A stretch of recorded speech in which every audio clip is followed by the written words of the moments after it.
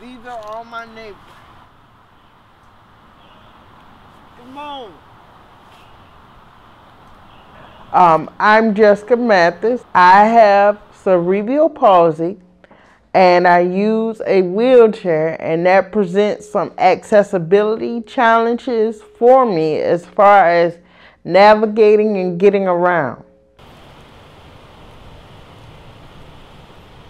It's important for people with disabilities to vote because we won't get our voices heard. We will be passed over, and you don't want to wait until there's an issue that you can't resolve.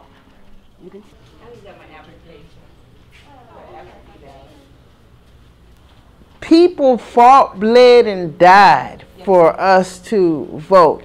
One of the main things that we discuss in disability advocacy is systemic advocacy and systemic change. And so the only way that you will be creating systemic effective change is by going to vote for your legislatures, going to vote for your representatives, everyone.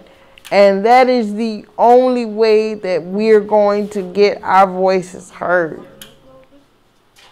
If you don't vote, you can't complain. The change that you want first has to start with you.